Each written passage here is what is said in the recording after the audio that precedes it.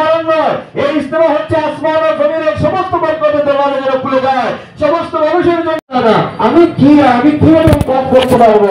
উনি বলছেন না তুমি যাও, তো আমি তোমাকে বলছি তুমি এক মুমিন আর তুমি মসজিদের মধ্যে আছো, জায়গার মধ্যে ধারার উপরে আল্লাহ সুবহানাহু ওয়া তাআলা কি করছেন? আল্লাহ সুবহানাহু ওয়া তাআলা মুমিন যাদের সম্পর্ক মসজিদের সাথে থাকে তাদের ব্যাপারে নবী সাল্লাল্লাহু আলাইহি ওয়াসাল্লাম বলছেন, ইযা রাআইতুমুর রাজুল ইয়াতাবুল মসজিদ ফাসাদু লাহু বিল ঈমান। যখন তোমরা এমন কোন ব্যক্তি দেখো যে মসজিদের অভ্যস্ত, তখন তোমরা সাক্ষী দাও যে হে পরিপূর্ণ, সে পরিপূর্ণ মুমিন, সে পরিপূর্ণ। ইযা রাআইতুমুর রাজুল ইয়াতাবুল মসজিদ ফাসাদু লাহু বিল ঈমান। আল্লাহ বলেন সহিহ রিওয়ায়াতের মধ্যে, হাদিসের কিতাব খুলে দেখেন যে এই রিওয়ায়াতে আল্লাহ বলেন তো মসজিদে অভ্যস্ত যারা তাদের জন্য বলা হয়েছে যে তোমরা সাক্ষী দাও যে হে পরিপূর্ণ মুমিন।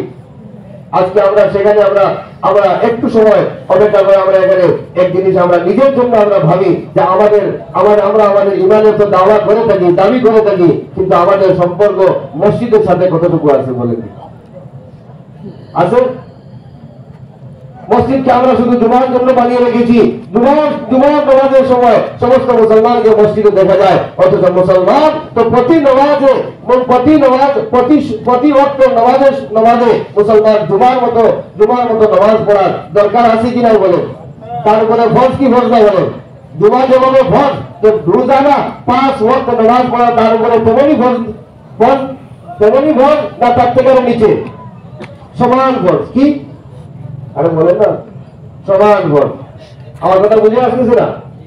তো আমরা জুমার দিনের জন্য মসজিদকে বানিয়ে রেখেছি আর মসজিদে জুমার দিনে আসলাম, বললাম আমরা মুমিন। আর সাহাবাদের এটা ছিল তারা সব সময় মসজিদের সাথে সম্পর্ক লেগে থাকতো। আজকে মসজিদের সাথে সম্পর্ক ধারণে আল্লাহ ঈমান এবং তার এমন ঈমান দিয়েছিলেন। আল্লাহু আকবার। তামিম বারি রাদিয়াল্লাহু তাআলা উঠলেন আর উঠে গিয়ে ওনার হাতে এবং চাদর ছিল, আর ওই চাদর দিয়ে উনি কি বললেন? এইভাবে ধাক্কা দিয়ে আগুনকে, যেখান থেকে আগুন বেরিয়েছিল ওইখানে আগুনকে দফন করেন আসতেন। আল্লাহ এক ঈমানওয়ালা কথা আগুনে সইছে। মিশরের মধ্যে যে সময় দরিয়া নীল আপনার জানি হইতো না, 10 মুহররম তারিখে তাদের রীতি ছিল, তাদের পুরানো রীতি ছিল কি, বলে একজন যুবতী নারীকে ভালো করে অলংকার দিয়ে সাজিয়ে এই 10 মুহররম এখানে ছাড়া হতো, এই দরিয়া নীলে ছাড়া হতো। ছাড়ার পরে তারপরে এই নীল পানি জারি হইতে পারে।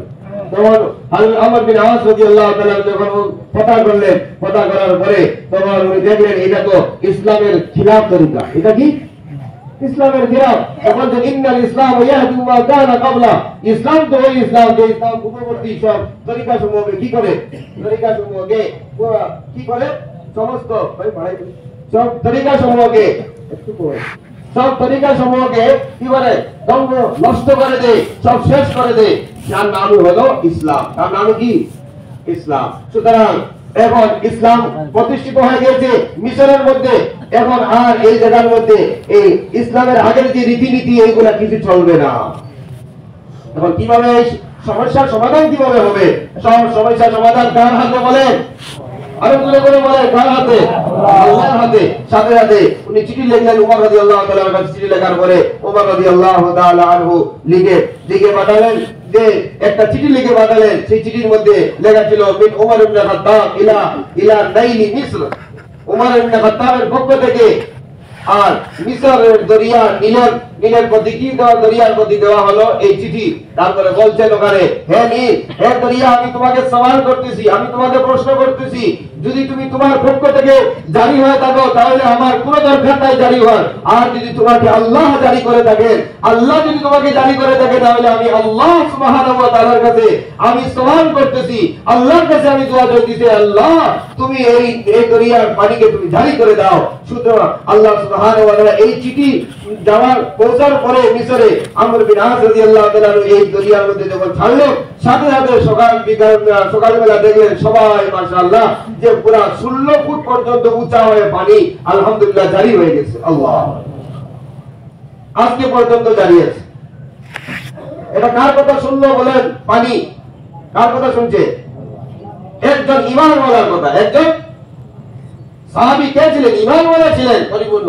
এই বলা হয়েছে যে এই ধরনের ঈমান আমাদের মধ্যে নিয়ে আসার জন্য আমাদের সম্পর্ক আল্লাহর ঘর মসজিদের সাথে যত সময় হবে না, আমাদের এই ঈমান আমাদের মজবুত হবে না, সেই আমাদের ঈমান মজবুত হবে না। এই জন্য হাদিসে পাকের মধ্যে সাহাবাদের ব্যাপারে আছে যে ওয়াকানা আব্দুল্লাহ ইবনে জুবাইর কাওয়ামাল লাইল ওয়া সাওয়ামান নাহার وكان يسمون حمام المسجد ওমর আব্দুর রহমান রাদিয়াল্লাহু তাআলা আনহুর ব্যাপারে আসে যে উনি মসজিদে এত বেশি থাকতেন যে ওনার নাম পড়ে গিয়েছিল মসজিদটা কবুতর। কি পড়ে গিয়েছিল? মসজিদের কবুতর ওনাকে বলা হতো। আমরা জানি একটা হলো মসজিদের কবুতর, একটা হলো বাড়ির কবুতর। বাড়িতে সবাই কবুতর পালেন কি পালেন না? এদিকে পালেন? হ্যাঁ, তো বাড়ির কবুতর একটা হচ্ছে মসজিদের কবুতর। মসজিদের কবুতরের দিকে কোন দৃষ্টিতে মানুষের চায়? দেখে সম্মানের দৃষ্টিতে, মহব্বতের দৃষ্টিতে চায় কি চায় না? বলে চায়। যদি কেউ একদিকে পাথর নিক্ষেপ করে তাহলে অন্য আরেকজন বলে হ্যাঁ কি করছিস, এটা করে মসজিদের কবুতর এটা। অথচ মসজিদের কবুতর খাওয়া পর্যন্ত যায় আছে কি না? যায়। কিন্তু তারপর আজ পর্যন্ত দেখছে যে মসজিদের কবুতর কেউ জবু করে খেয়েছে? বলে খাইছে কি আজ পর্যন্ত? দেখছেন কি কোথাও? এটা যদি কেউ কঠোর থেকে কঠোর হয়ে যায় খেয়ে দিতে পারে, কিন্তু মসজিদে থাকার কারণে এত আজমত হয়ে গিয়েছে, এত সম্মান যে মানুষেরা এটা মানে খাওয়ার মতো মানুষের মানে হিম্মত করতে পারে না মসজিদে থাকার কারণে।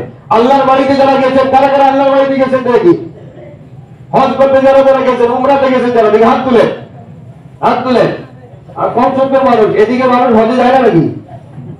সবাই নিয়ত করেন ইনশাআল্লাহ, আল্লাহর বাড়িতে সবাই যাবো ইনশাআল্লাহ।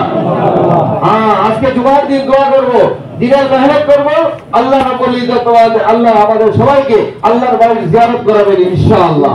যারা গিয়েছেন তারা দেখেছেন আল্লাহর বাড়িতে, আল্লাহর বাড়ির সম্মুখে এত বড় বিরাট বিরাট আকারে আমরা কবুতরের পাল রয়েছে, কবুতর নামে। আর সেই কবুতরের খাবারের ব্যবস্থা আল্লাহ কিভাবে করেন দেখেন। আল্লাহর বাড়িতে থাকার কারণে মানুষ নিজের ঘর থেকে চাল, নিজের ঘর থেকে ডাল নিয়ে যায় যে ওখানে গিয়ে আল্লাহ মানে কবুতরকে খানা দিবে। আল্লাহ এত আজমত আল্লাহ বলে যে আল্লাহর ঘরের সাথে সম্পর্ক থাকার কারণে এত আজমত হয়ে গেছে, এত রিস্কের ইন্তজাম আল্লাহ তাআলা করে দিয়েছেন। দেশ বিদেশ থেকে মানুষ রিস্ক নিয়ে আসতেছে, আসতেছে কি আসতেছে না বলেন? আর কত মানুষ তাদের কারণে জীবিকা নির্বাহ করতেছে। ওইখানে কবুতরের দানা বিক্রি করে করে অনেক মানুষ তার জীবিকা নির্বাহ করতেছে। করতেছে কি করতেছে না বলেন? করতেছে। তো আল্লাহ কত রাস্তা বের করে দিয়েছেন। এক মসজিদওয়ালা হওয়ার কারণে আল্লাহ তার জরিয়ায় সে নিজের খাবারের ব্যবস্থা আর অন্যের খাবারের আল্লাহ রাব্বুল জরিয়া বানিয়ে দিচ্ছেন তাদেরকে। এই মসজিদের সাথে সম্পর্ক থাকার কারণে এই কবুতরের যদি এই অবস্থা, তো আল্লাহ রাব্বুল ইজ্জত আমরা মুসলমান যদি আজকে মসজিদের সাথে সম্পর্ক যদি হয়, তো আল্লাহ আমাদের রুজির ব্যবস্থা করবেন কি করবেন না? করবেন। আল্লাহ আমাদের রুজির ব্যবস্থা করবেন, আল্লাহ আমাদের জরিয়ায় আরো কত মানুষের রুজির ব্যবস্থা করবেন ইনশাআল্লাহ। কিন্তু এখন মুসলমান কি হয়ে আছে? ঘরের কবুতরের দিকে মানুষ কোন দৃষ্টিতে চায় বলেন? কত বড় হয়েছে দেখে, কত বড় হলো যে আমার বেটা কোন দিন আসবে মাদ্রাসা থেকে, কোন দিন আসবে আমার মেয়ে জামাই নিয়ে, কোন দিন আসবে, সেই দিন তাকে আমরা কি জমা করবো, তারপরে আমরা গুণা করে খাবো। সেই দৃষ্টিতে চায় কি চায় না বলে? সব চায় বাড়ির কবুতরের দিকে, কাটবে আর টুকরা টুকরা করে গুণা করে খাবে, খাবার নিয়তে টুকরা টুকরা করার নিয়তে খায় ঘরের কবুতরের দিকে এই দৃষ্টিতে। আর মসজিদের কবুতরের দৃষ্টিতে খাওয়া তো দূরের কথা, পাথর নিক্ষেপ করা কঠিন হয়ে যায়, তার দিকে খারাপ দৃষ্টিতে কেউ চাইতে পারবে না। আজকে এই মুসলমানের দিকে খারাপ দৃষ্টিতে তাকানো হচ্ছে, পুরো বিশ্বের মধ্যে মুসলমান লাঞ্ছিত বঞ্চিত যে আকারে, তার কারণ কি বুঝতে পেরেছেন আপনারা? তো পুরো বিশ্বের মধ্যে মুসলমানকে টুকরা টুকরা করার জন্য মুসলমানের উপরে হালাত যে বিভিন্ন রকমের আসতেছে, তার কারণ এখন বুঝে আসছে। আরে বুঝে আসছে? কি বুঝে আসলো? যে তার মেইন কারণ হচ্ছে যে মুসলমানের জন্য আল্লাহ রাব্বুল ইজ্জত যে জায়গাটা বানিয়েছেন তার হেফাজতের জন্য, সেই হেফাজতের জায়গার সাথে তার কোনো সম্পর্ক নাই। তো আল্লাহ কিভাবে তার হেফাজত করবেন বলেন? আল্লাহ কিভাবে তার হেফাজত করবেন? দুনিয়া সৃষ্টির প্রারম্ভ, দুনিয়া সৃষ্টির স্টার্টিং আল্লাহ রাব্বুল ইজ্জত কোথা থেকে করেছেন? ইন্না আউওয়ালা বাইতিন উযিয়া লিন-নাস লাল্লাযী বিবাক্কাতা মুবারাকান হুদাল লিল আলামিন। আল্লাহ রাব্বুল ইজ্জত বলতেছেন দুনিয়ার সৃষ্টি আমি প্রথমে আমার ঘর বাইতুল্লাহ থেকে করতেছি। ইন্না আউওয়ালা বাইতিন উযিয়া লিন-নাস, সেই বাইতুল্লাহকে আমি আমার জন্য সৃষ্টি করে নাই, আমার জন্য আমি বাইতুল্লাহকে নির্মাণ করি নাই। আল্লাহ বলছেন এটা এই পৃথিবীর মধ্যে যত মানুষ আসবে, উম্মতে মুহাম্মদী কি যত ইনসান আসবে, সমস্ত ইনসানের জরুরতের জন্য আমি আল্লাহ বলছেন আমি আমার ঘর নির্মাণ করলাম। আল্লাহ, আর সেই ঘর থেকে পুরা দুনিয়া সৃষ্টি হয়েছে। হয়েছে কি হয়েছে না বলে? সমস্ত দুনিয়া আমরা পানির মতো ছিল, প্রথমে আল্লাহ তাআলা বাইতুল্লাহ শরীফকে আল্লাহ সৃষ্টি করেছেন, তারপর সেখান থেকে পুরা দুনিয়ার জমিন আল্লাহ তাআলা ফেলে দিয়েছেন। ইজন্য দিয়েছেন সব দুনিয়ার মধ্যে জমিন ফেলছে। তো এই জমিন পুরা দুনিয়ার মধ্যে এই বাইতুল্লাহ থেকে আল্লাহ তাআলা ফেলাইছেন। তো এই জন্য মুহতারাম বুজুর্গ দোস্ত, যে আমরা আমাদের ইবাদতের জায়গা, আল্লাহ বলছেন মসজিদ তোমার জরুরতের জন্য বানিয়েছি। সেই মসজিদের মধ্যে আমি দুইটা জিনিস রেখেছি, একটা হলো হিদায়াত আর একটা হলো বরকত। আর বরকতের সম্পর্ক দুনিয়ার সাথে, হেদায়েতের সম্পর্ক আখিরাত, অর্থাৎ দুনিয়া আখিরাত। লাল্লাযী বিবাক্কাতা মুবারাকান ওয়া হুদাল লিল আলামিন। আল্লাহ বলেছেন কি বলেছেন না? আল্লাহ কোরআনে কারিমে বলেছেন যে এই মসজিদের মধ্যে আমি বরকত রেখেছি, এই মসজিদের মধ্যে আমি হিদায়াত রেখেছি। যখন যে কোনো মানুষ মসজিদে আসবে, মসজিদ 24 ঘন্টা আবাদ থাকার জায়গা, 24 ঘন্টা মসজিদে আবাদ থাকবে।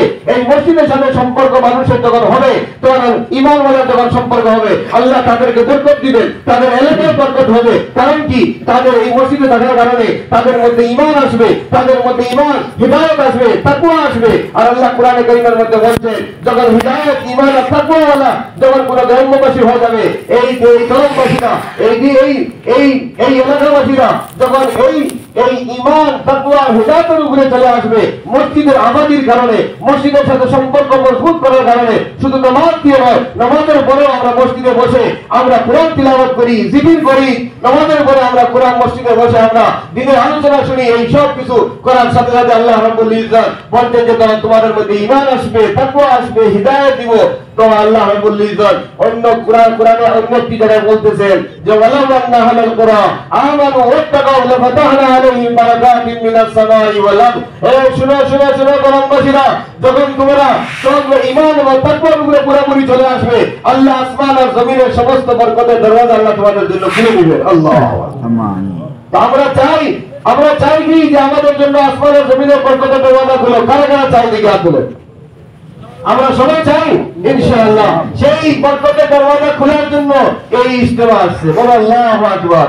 এই ইজতেমার কোনো কারণ নয়, এই ইজতেমা হচ্ছে আসমান ও জমিনের সমস্ত বরকতের দরওয়াজা যেন খুলে যায়, সমস্ত মানুষের জন্য, ঈমান ওয়ালার জন্য সমস্ত বরকতের দরওয়াজা যেন খুলে যায়। যেহেতু আল্লাহ আসমান ও জমিনের বরকতের দরওয়াজা খুলে দিবে, তখন ওই পৃথিবীর মধ্যে মুসলমান কারোর সামনে লাঞ্ছিত আর বঞ্চিত হবে না। হবে কি বলো? কিছু সংখ্যক হাজার ছিল, কিন্তু লক্ষাধিক তাদের সামনে দুশমন ছিল। সেই দুশমন সাহাবায়ে কেরামকে নাম শুনে তারা ওই দিক থেকে পিঠ ফিরে তারা ভিড়ে গেছে, ভাগিয়া ফেলে গেছে এই দিক থেকে সাহাবায়ে কেরামের সাথে মোকাবিলা করার কি হয় নাই? সাহস হয় নাই। কি হয় নাই? সাহস হয় নাই। আর এখন আমাদের কি আমরা উপরে গেলে তো হালাত আমরা বুঝতে পারলাম তো সবাই। এখন আমরা কি কোরআন কবুতর হবো না মসজিদের কবুতর বলেন? তারা মসজিদের কবুতর হওয়ার জন্য তৈরি আছেন ইনশাআল্লাহ। ইজতেমার আগে ইজতেমা 24, 25, 26, 27 এই 4 দিন ইজতেমা। তাহলে এই ইজতেমার আগে আমরা সব ইনশাআল্লাহ মসজিদের কবুতর হয়ে যেতে লাগবো ইনশাআল্লাহ। আর ইজতেমা দোয়ার পরে আল্লাহ পুরো বিশ্বের জন্য এই দোয়ার ইজতেমাকে পুরো বিশ্বের হিদায়াতের জন্য আল্লাহ ফয়সালা করবেন ইনশাআল্লাহ। পুরো বিশ্বের জন্য বরকতের দরওয়াজা আল্লাহ খুলে দিবেন, আমন এবং শান্তির দরওয়াজা আল্লাহ খুলে দিবেন। আমরা চাই কি চাই না আমন এবং শান্তি কায়েম হোক? কারা চাই? আমন শান্তি হিদায়াত কারা চাই? সবাই চাই। আল্লাহ তাআলা সব খুলে দিবেন এই ইজতেমার বরকতে। আমন শান্তি বরকত হিদায়াত সবকিছু আল্লাহ সব দরওয়াজা আল্লাহ খুলে দিবেন। কিন্তু শর্ত হলো এই ইজতেমাকে যদি আমরা শুধু এক জলসার মতো যদি দেখি, একটা সভার মতো যদি যদি দেখি তাহলে হবে না। এটা একটা সভা নয়, এটা জলসা নয়, এটা একটা মেহনতের নাম। সেই মেহনত করে আমরা আগে আগে আমার নিজের এই ইজতেমার আগে আগে আর যে সময় রয়েছে সেই সময়গুলা আমরা নিজের জীবনের আমরা গোল্ডেন লাইফ যেন মনে করি, যে এই সময়টা যেন আমরা 5 ওয়াক্তের নামাজ মসজিদে এসে পড়বো ইনশাআল্লাহ। সবাই আমার সাথে ওয়াদা করেন ইনশাআল্লাহ। ফজরের নামাজে আজকে যেভাবে জুমার নামাজ আমরা পড়তেছি, এই জন্য আমরা সবাই ফজরের নামাজ পড়া শুরু করে দিব ইনশাআল্লাহ। এশার নামাজ, ফজরের নামাজ খুশুসি এই উম্মতকে আল্লাহ রাব্বুল ইজ্জত দেওয়া হয়েছে।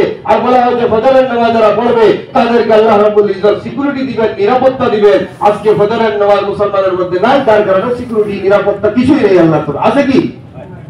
মান সাল্লা সুবহা ফি জামাআতিন ফাহুয়া ফি জিম্মাতিল্লাহ। যে সকালের নামাজ জামাতের সাথে পড়বে, ঘরে পড়লে হবে না। ঘরে পড়লে পুরুষের নামাজ কোথায় বলেন?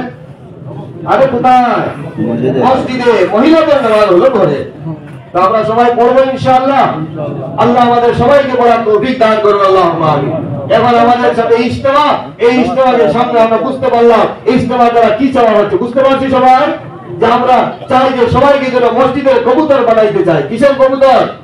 সব যেন মসজিদের কবুতর হয়ে গেলে দুনিয়ার কোনো শক্তি নাই তোমার দিকে উঙ্গলি উঠে কথা বলবে, তোমার দিকে খারাপ দৃষ্টিতে তোমার দিকে তাকাবে কোনো সাহস নাই। যেভাবে সাহাবায়ে কেরামের উপরে কোনো সাহস ছিল না, ছিল কি বলে? এইভাবে ইনশাআল্লাহ এবার আমরা সবাই মেহনত করবেন ইনশাআল্লাহ।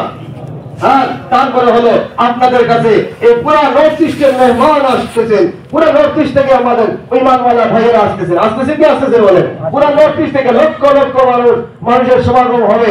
এই সময়ের জন্য আপনারা এই দমবাসীরা আর খাস করে এই এলাকাবাসীরা দেখে দিল খুশ হয়ে গেছে। 2 দিন থেকে দেখলাম মাশাআল্লাহ এই এলাকাবাসীদের সাহায্য সহযোগিতা দেখে মাশাআল্লাহ দিল খুশ হয়ে দিল থেকে দোয়া বের হচ্ছে যে আলহামদুলিল্লাহ নর্থ ইস্টের সাথীরা এখানে আসছিলেন, সবাই দোয়া দিয়ে গেছেন যে এমন ভাবে তারা ইস্তেকবাল করে, এমন ভাবে মাশাআল্লাহ তাদের জমিন জায়গা সবকিছু দিয়ে দিয়েছে যে বোঝা যাচ্ছে যে এদের ভিতরে আল্লাহ রাব্বুল ইজ্জত দ্বীনের হাকিকি মহব্বত, দ্বীনের মহব্বত এবং দ্বীনের প্রতি তারা জান মাল লুটানোর আসল জজবা আল্লাহ দরমবাসীর মধ্যে আল্লাহ রেখেছেন। বলো আল্লাহু আকবার। আমরা চাই এই জজবাটা শুধু আপনাদের মধ্যে থাকবে তাই না, আপনাদের পরে নসল পর্যন্ত, কিয়ামত পর্যন্ত এই ইজতেমাকে যেন স্মরণীয় বানায় রাখেন। আর কিয়ামত পর্যন্ত যে নসল আসবে তারাও স্মরণ করবে যে এই ইজতেমাই আমাদের পূর্বপুরুষের হিদায়াতের জরিয়া, আমাদের পূর্বপুরুষের কবুলিয়তের জরিয়া ছিল। আর আমরা ইনশাআল্লাহ সেই ইজতেমার পথে আমরা প্রতীক হয়ে চলবো ইনশাআল্লাহ। সবাই চলবো ইনশাআল্লাহ। এই ইজতেমার পেগাম এটাই যে এর আগে আমরা সবাই ইনশাআল্লাহ এইভাবে আমরা তৈরি হতে হবে। আর শব্দ করে আসবেন আমরা সবার জন্য আমরা কি মেজবান, আমরা সবার একরাম করতে হবে। সব আমাদের মেহমান পুরা নর্থ ইস্ট, আর আমরা দরং হলাম মেজবান। সেই দরঙ্গের মেজবানির ব্যাপারে আল্লাহ কোরআনে কারীমের মধ্যে বলছেন, যে আল্লাহ হাদিসে পাকের মধ্যে বলছে মান কানা ইউমিনু বিল্লাহি ওয়াল ইয়াউমিল আখির ফালইউকরিম যায়ফা। যে আল্লাহর উপরে পূর্ণ বিশ্বাস রাখে, কিয়ামতের উপরে পূর্ণ বিশ্বাস রাখে, তার জন্য জরুরি হলো সে যেন তার মেহমানের একরাম করে। কিসের একরাম করে? মেহমানের একরাম করে। এই জন্য আমরা সবাই মেহমানদের একরাম করবো ইনশাআল্লাহ। ভাই এখন মেহমানের একরাম করলে আল্লাহ আমাদের দিবে কি সেই কথা বলে ইনশাআল্লাহ এখন আমি বয়ান শেষ করব, তারপরে নামাজ হবে। আল্লাহ নবী সাল্লাল্লাহু আলাইহি ওয়াসাল্লাম যখন মদিনায় গিয়েছিলেন, সেই মদিনায় যাওয়ার পরে সাহাবায়ে কেরামরা আনসার, মদিনাবাসীরা কি ছিলেন? আনসার ছিলেন। কি ছিলেন? আর যারা হিজরত করে আসছিলেন মুহাজির ছিলেন। আনসারবাসীরা তাদের অনেক সাহায্য সহযোগিতা করেছেন। আমরা সবাই আমরা জানি কেমন ভাবে সাহায্য করেছেন। তাদের মাল জায়দাদ সব দুই হিস্সা করে দিয়ে এক হিস্সা মুহাজির ভাইকে দিয়ে এক হিস্সা রেখেছেন। ইহা তক যে বিবি ইহা কত রকমের আলহামদুলিল্লাহ তারা কি করছে? নুসরতের হক আদায় করে দিয়েছে। এইরকম করতে করতে একদিন তারা দেখলো যে আমাদের জায়দাদ, আমাদের জমিন সময়কে পড়ে আছে, আমরা কোনো কাজ করতে পারতেছি না, সবসময় আল্লাহর রাস্তায় বের হতে হচ্ছে, এই সব কিছু এখন কি করা যায়?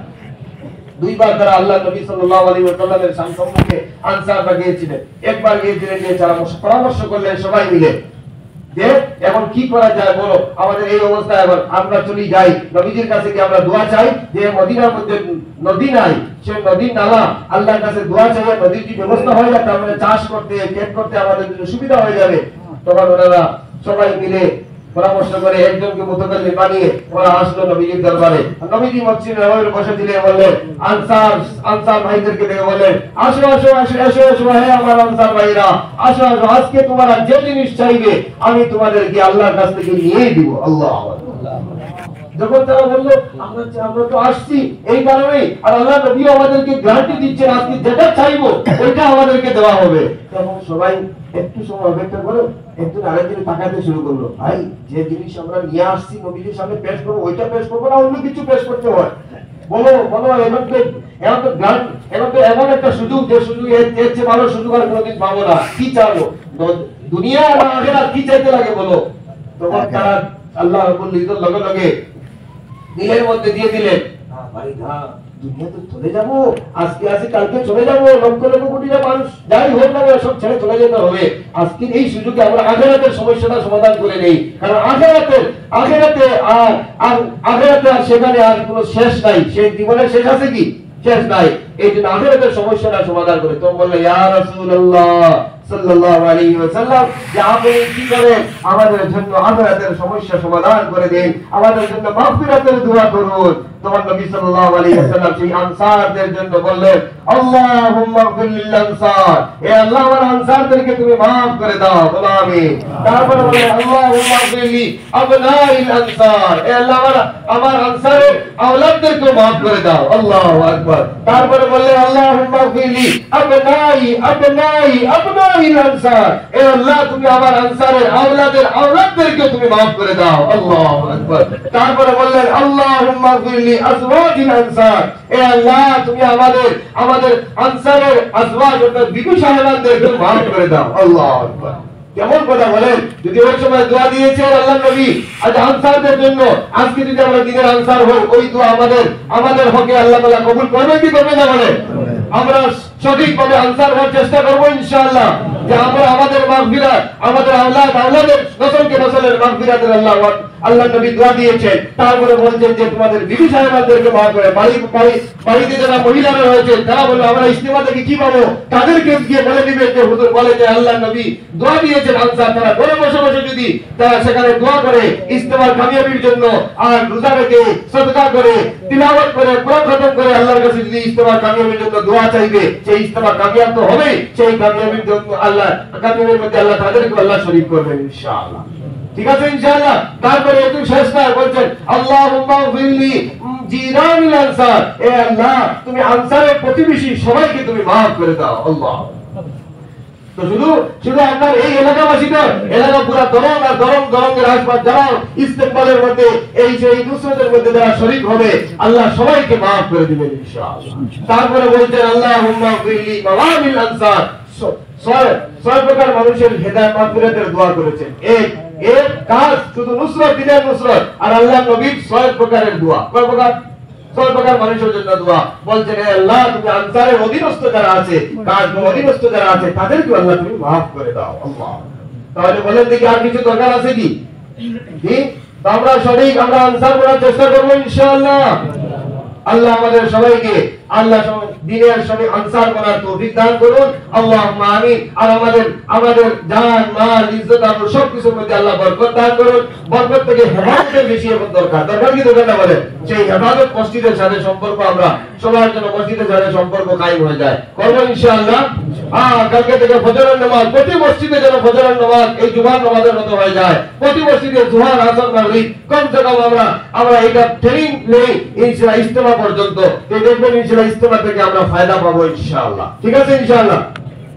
আল্লাহ আমাদের সবাইকে কবুল করুন, আল্লাহুম্মা আমিন। এই জন্য আমরা ইজতেমার যে সময়গুলো রয়েছে ইনশাআল্লাহ আমরা সবাই ইজতেমার জন্য সব রকমের সাহায্য সহযোগিতা জান প্রাণ দিয়ে ইনশাআল্লাহ করার জন্য সব প্রস্তুত আছি তো ইনশাআল্লাহ।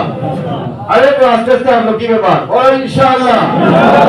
আল্লাহ সবাইকে কবুল করুন, আল্লাহুম্মা আমিন। এখন ইনশাআল্লাহ যাদের এখনো সুন্নাত বাকি রয়েছে সবার 5 মিনিট সময় আছে ইনশাআল্লাহ। সুন্নাত নিজের জায়গা থেকে দাঁড়িয়ে ইনশাআল্লাহ সুন্নাত পালন করি, আমরা সুন্নাত নামাজটা আদায় করি, তারপরে ইনশাআল্লাহ খুতবা হবে।